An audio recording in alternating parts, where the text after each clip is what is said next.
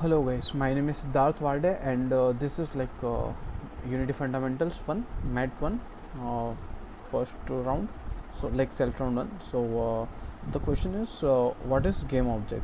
Okay, so for in Unity everything is a game object.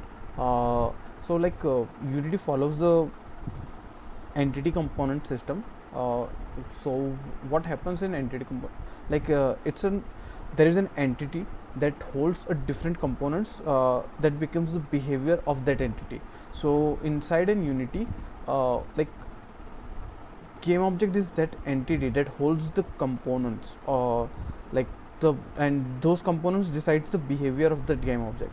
So what happens in very basic term, like Unity is an container that contains the different components in Unity.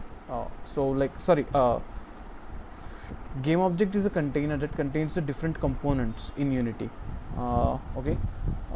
The next question is what is component? Okay. So as I said, Unity follows the entity component entity component system. So like to add a different kind of behavior, like component is behaviors, like different types of behaviors that a game object or an entity can have. So for example, let's say I want to render in 3D mesh, so I need a component named mesh renderer, so that will do the work of mesh rendering. And if I want to add the collider to that same game object, then I need to add an like a box collider or mesh collider or any type of collider component to that. And that game object will have like it will render a mesh and it will have a physics like boundaries, colliding boundaries. So like that is a component. So like it's nothing but just different types of behaviors that an entity can have. So what is it, because of the entity component system, it's a very flexible system. It creates a very flexible system for us to reuse our code.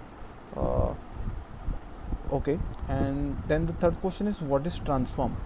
So the transform is nothing but a type of component that holds the details of like the position, the rotation and the scale of an object. So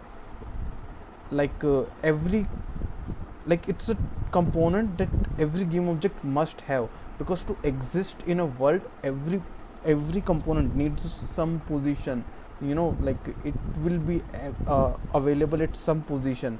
Maybe it will not be rendered, but it will be in on that position, and it will have some rotation and it will have some scale.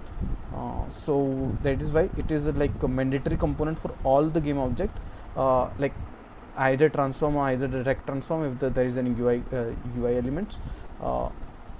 So like it's just a type of component that hold the data of position, rotation and the scale of the object.